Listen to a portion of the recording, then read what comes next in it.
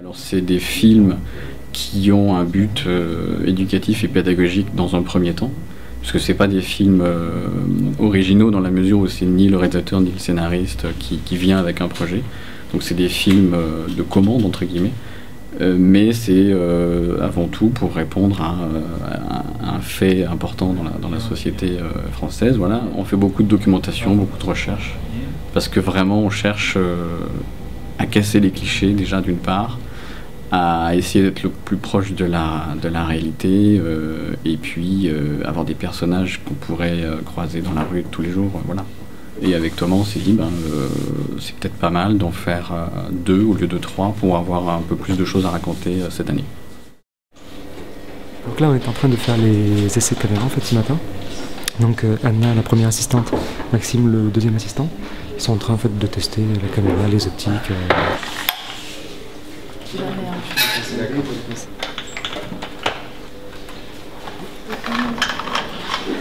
Ok, mais si vous voulez, on peut commencer juste à filmer, histoire de filmer une minute. Oh, bien, on dirait un zombie. Donc là, c'est bien, c'est bien. Là, t'as vraiment une bonne base déjà pour une idée de ce que tu peux faire après en post-prod.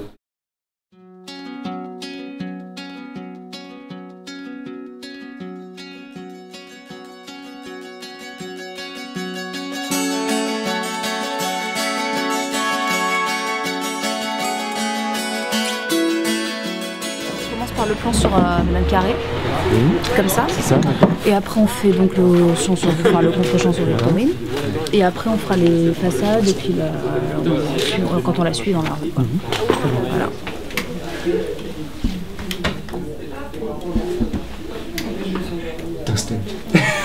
Un tube en et blanc. T'es à 2.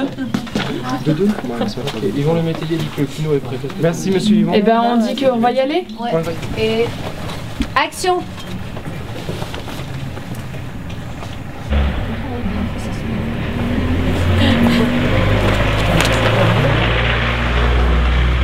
Coupé. Je pense qu'au niveau du son c'est juste complètement vers la fin.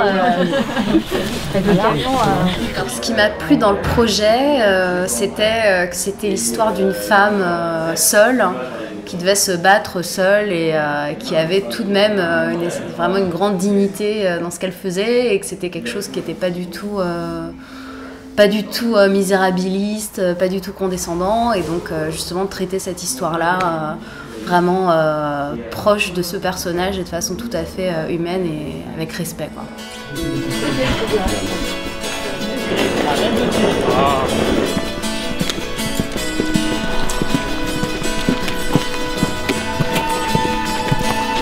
Merci Anna. Ah, c'est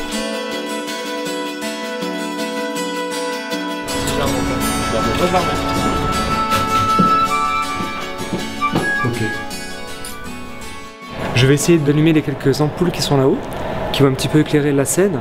Après moi je vais rajouter, je pense, 2 petits kinos de chaque côté pour juste redonner un petit peu de lumière sur les visages. Puis voilà, ça va rester très très soft. On va pas mal travailler en lumière naturelle sur ce film. Voilà. Donc pas de grosses installations.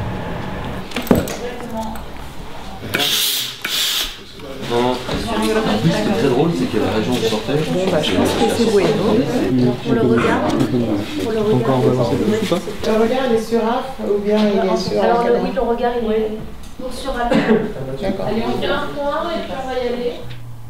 On m'a surtout appris à prêter attention à ce que disent les autres. Dans le projet, ce qui m'a plu, je pense que c'est le rôle de Victorine. Parce que c'est une mère courage qui en bave pour s'intégrer, pour faire tout comme il faut.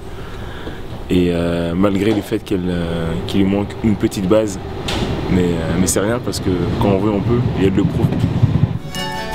Top Axel. C'est normal. Chérie, je savais encore. Il faut juste descendre la molette. Tu descends la molette, clac. Et après tu fais grand gars. Voilà, tu vois, et tu pisses. Et donc, parce que tu risques de casser l'aiguille. Ouais, donc l'aiguille, il faut le soulever là, ici, là. Clac.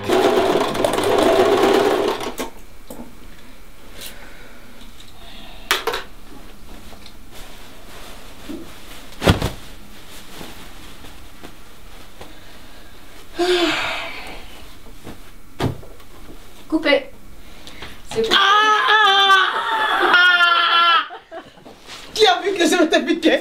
pas. Une fois ou deux, elle s'est vraiment piquée de façon assez brusque, donc elle était assez surprise, donc ça a causé quelques fous rires.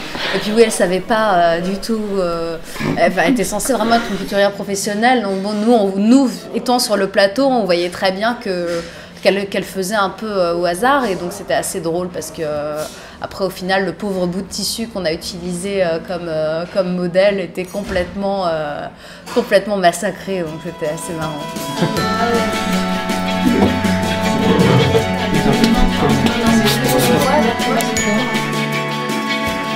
Le ballon en mousse, c'est top. En fait, Garance voulait que ça fasse un peu... Pas forcément fixe. Voilà, ça marche bien parce que finalement c'est très doux, c'est très soft. Petite.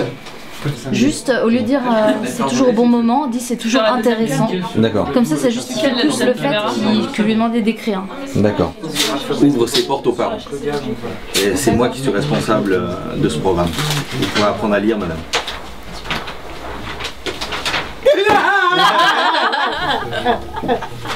Non, mais je vais répondre sérieusement. J'avais déjà fait un projet similaire sur l'illettrisme et tout qui s'appelait La Dictée. Mais en fait, à vrai dire, c'est la rencontre avec la réalisatrice. C'est pas tant le sujet. Au-delà que le sujet me touche et que, oui, parce que c'est important, blablabla. Mais c'est sa façon dont elle a eu à vendre, comment elle allait travailler, comment elle allait, voilà. C'est pour ça que je suis venue, sinon je serais pas venue. Alors, je crois que ce qui lui a plu, justement, c'est ce que je te disais tout à l'heure, c'est que c'est l'histoire d'une femme, enfin, c'est l'histoire d'une femme qui est illettrée, donc on pourrait croire que ça pourrait très vite tomber dans le sujet casse-gueule, très condescendant, très « oh la pauvre, elle sait pas lire ». Et c'est surtout prendre le contre-pied de ça et au contraire la traiter comme une femme qui est forte et qui arrive à vivre avec ça et que ça fait des années qu'elle vit avec ça et qu'elle dépend de son fils, certes, mais c'est une femme qui a énormément un sens de l'honneur, un sens du respect de soi, etc. Et donc c'est pas du tout une interprétation, une mise en scène pour s'apitoyer sur son sort. Et je crois que c'est ça qui a plu à Claudia, c'est que c'est un personnage fort. Et puis j'ai dit à Claudia aussi que l'actrice elle-même a une énergie, un dynamisme qui n'était pas forcément sur le papier en lisant le scénario, qu'elle pouvait apporter en plus dans le film. Et donc je pense que ça l'a doublement convaincue. Ne me touchez pas, j'ai ma tête est plus fort que vous. Je suis monsieur Doll. Je suis le prof d'histoire géo de votre fils. Madame, c'est une bonne nouvelle que je vous apporte. Axel m'a dit que vous alliez pas y croire. En fait, on a voulu filmer un plan séquence. Le plan où elle observe à la fenêtre son fils qui parle avec donc le prof. Et elle se précipite dehors pour semoncer le prof et le prendre par le collet, lui dire dégage parce qu'elle croit que c'est un méchant. Et donc on voulait faire ça en un seul plan et donc ça impliquait de suivre Victorine dans les escaliers, en descendant les escaliers jusque dans la cour, jusque dans le parking. Et c'est un plan qui était assez difficile à faire avec la RED parce que c'est quand même une caméra, enfin celle qu'on avait en tout cas était assez lourde, assez difficile à manier, surtout dans les escaliers. Donc je me souviens du moment où on a failli casser la caméra et où l'assistant caméra a dû retenir, ou je sais plus qui a retenu le chef-op pour pas ce qui partait en avant comme ça. Et finalement on a décidé de le faire au 5D après cet épisode.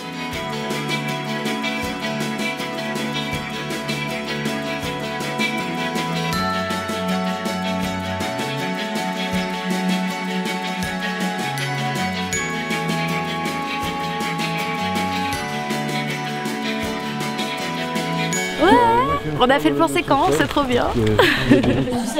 Rappelle Claudia. Ok, Claudia. Dis-lui fin de tournage et rappelle-la après. Donc c'est bon. Bon bah fin de tournage.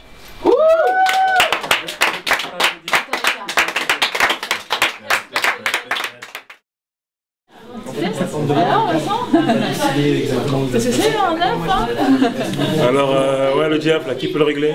Ici? Ouais. Très bien, je lâche. De toute façon, je lâche, Anna. Attends, ne fais pas que le mytho, Garance. Qui me la reprend? Lui.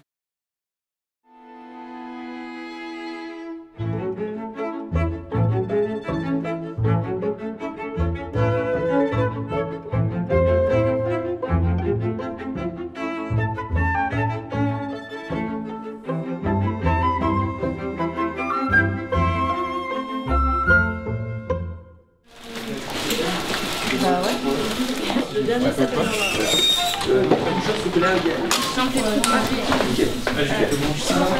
Voilà, on commence par la 9 avec la genre d'entretien. Non, c'est bon. Ok. Par celle qu'on a. Et de toute façon, on va enchaîner. En fait, on fait la 9, la 10, la 11. Dans l'ordre du scénario. En fait. Donc, on commence par la scène avec la genre d'entretien. C'est l'OLV. Espoir. Voilà, exactement. Et c'est là où tu la regardes, Arini, et c'est là où... Arini, Aïlia. En fait, je crois que ce qui m'a plu quand j'ai lu le scénario de Hafida, c'est un peu sa dimension universelle. Je pense que ce que vit Wafa, donc qui cherche sa grand-mère, en fait, ce manque, je pense qu'on peut tous le vivre, en fait. Et je pense que cette perte de vue, en fait, elle peut toucher tout le monde.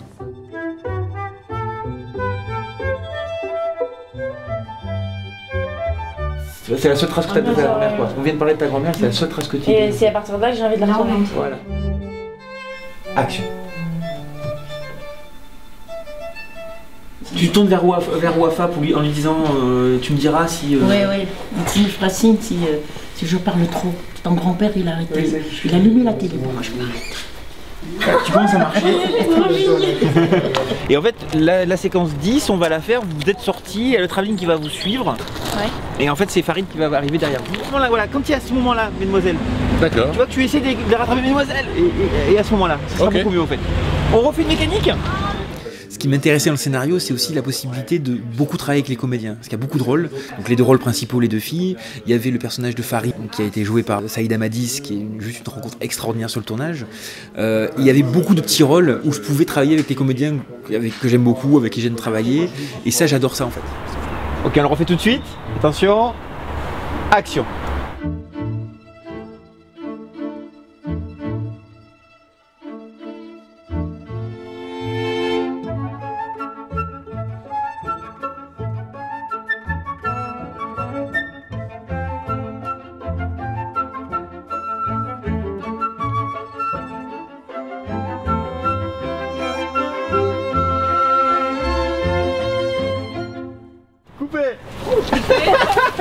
Pour moi, elle était bien. Pour moi, elle était très bien celle-là. Elle était très bien, ouais. Ok.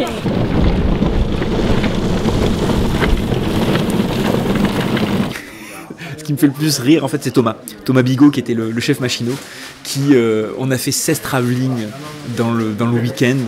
Et je sais qu'il avait le banane tout le temps. Parce qu'à chaque fois que je le voyais, je lui demandais, on peut faire un travelling? Ouais. J'aime beaucoup ce réalisateur. Sur le court-métrage précédent, on n'a fait aucun travelling. Là, le premier plan, j'ai installé un travelling, regardez, 10 mètres.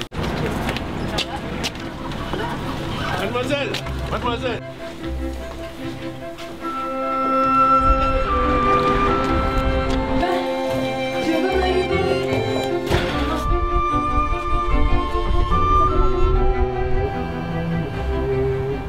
On a fait énormément de travelling sur ce film. Je crois que j'ai fait plus de travelling dans ce film que dans tous les films que j'ai fait avant. C'est-à-dire qu'il y en a 16 en tout sur 3 jours de tournage.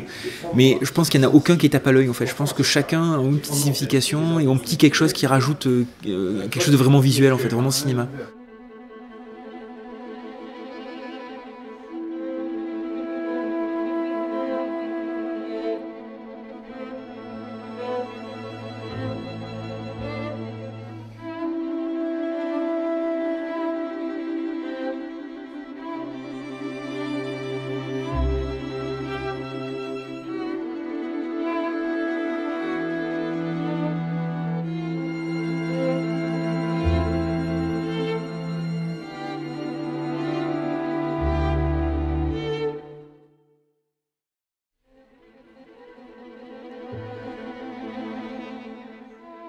En fait, Hafida, c'est une fable, en fait. C'est vraiment une petite histoire, sur une jolie histoire avec une émotion à la fin. C'est comme une petite fable. Et c'est vrai que la musique va dans ce sens-là. C'est-à-dire qu'elle va dans une musique un peu féerique, un peu étrange, un peu très jolie, et qui permet d'accentuer ce côté fable, en fait.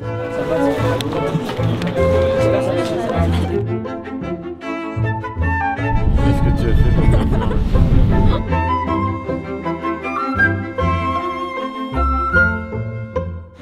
Oh, elles sont Action.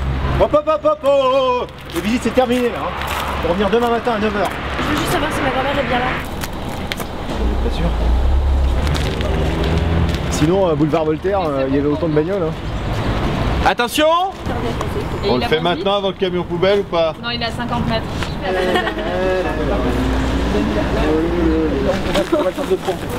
Lucas, comme on l'aime beaucoup, on choisit que des décors qui sont compliqués pour le son. Un bus. C'est chiant. Tout le temps un bus, il y a tout le temps un truc, je peux pas faire de son, moi, merde. Oh, relou. Là c'est le plan, c'est l'heure d'y aller.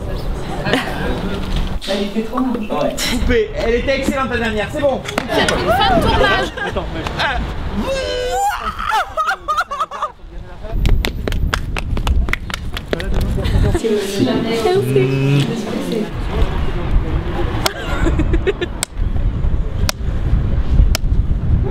bah il faut que je rentre chez moi là.